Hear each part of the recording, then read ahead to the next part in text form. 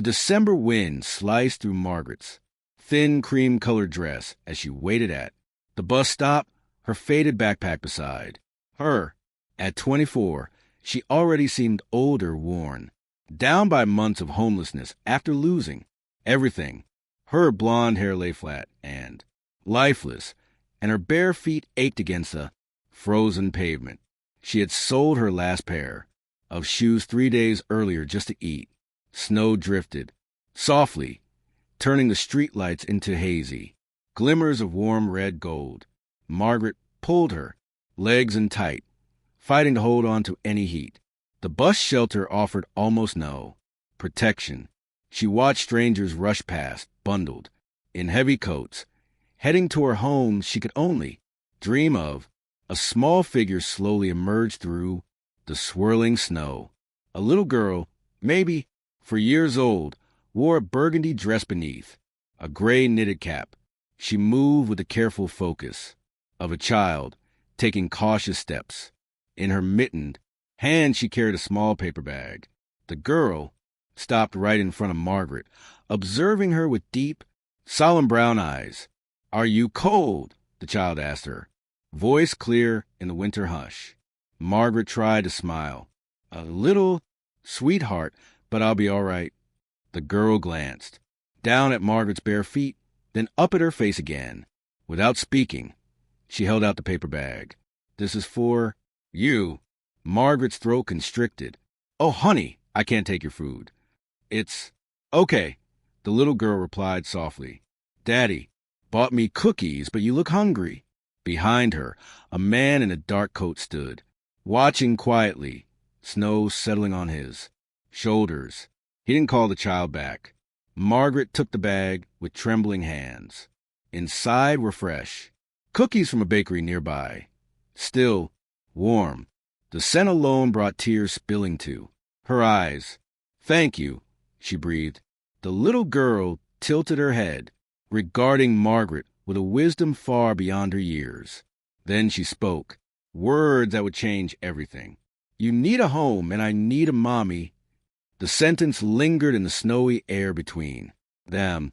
Margaret stared at the child, shocked. "What's your name, sweetheart?" "Lucy," the girl said. "My mommy went to heaven. Daddy says she's an angel now." "Are you an angel?" "No, baby. I'm just someone who's made a few mistakes." Lucy reached out and brushed Margaret's cheek with a tenderness that startled her. "Daddy says everybody makes mistakes. That's why we need love." The man finally stepped forward. He looked about 40, with gentle eyes shadowed by sorrow. He knelt beside his daughter. "I'm sorry," he said quietly to Margaret. "Lucy has a way of finding people who need someone. I'm Daniel Hayes." Margaret began to apologize, to explain she didn't want to trouble them, but Daniel lifted a hand. "My daughter's right," he murmured. "You need a place to stay, and we have an extra room. My wife passed 6 months ago. The house has felt painfully empty." He paused. "I'm not offering anything beyond tonight, but no, one should be out here in this freezing air.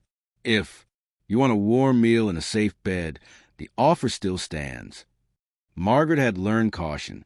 The streets had carved sharp lessons about trust.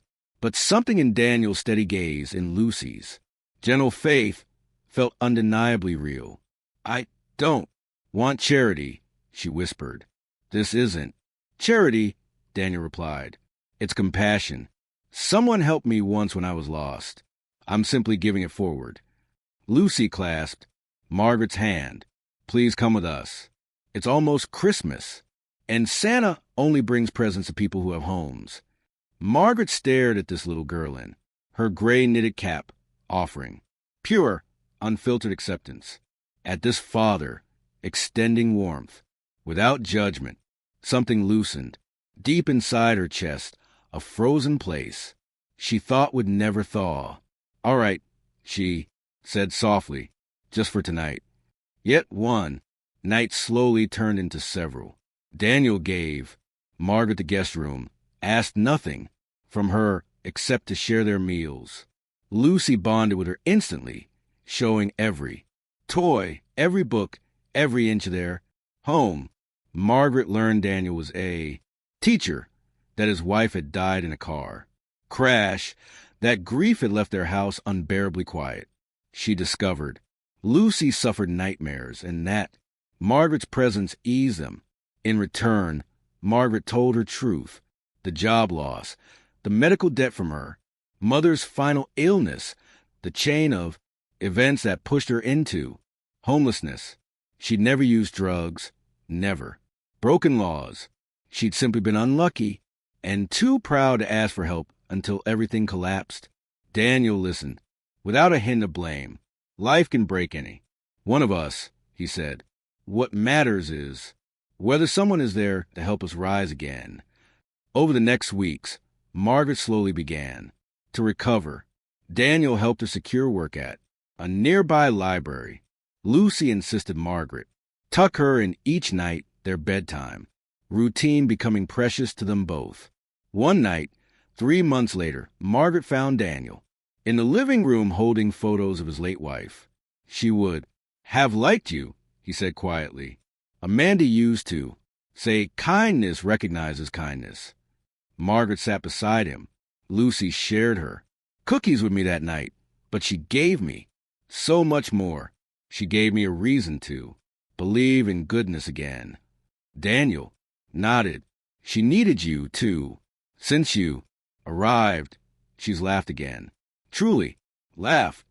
Lucy stepped in wearing her night gown, her gray cap still snug on her head. She wore it constantly now, a shield against everything she feared. Are you staying forever? She asked Margaret plainly. Margaret looked at Daniel, who gave a small nod. If you both want me, Margaret said, I'd love that. Lucy climbed into her lap. Good, because you're my mommy now. I told Santa, and he said it was okay. Margaret held this small child, this family who had discovered her in the snow. She remembered that cold night, how close she'd been to giving up completely, how one simple act of kindness lit a light in her darkness. Daniel reached over, and the three of them sat together, a family shaped not by blood, but by compassion, by the simple need to belong and be loved. Outside, snow drifted softly, but inside everything was warm.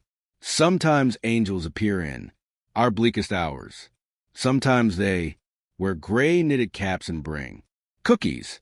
And sometimes when we dare to accept their gifts, they save us, not just from the cold outside, but from the cold within.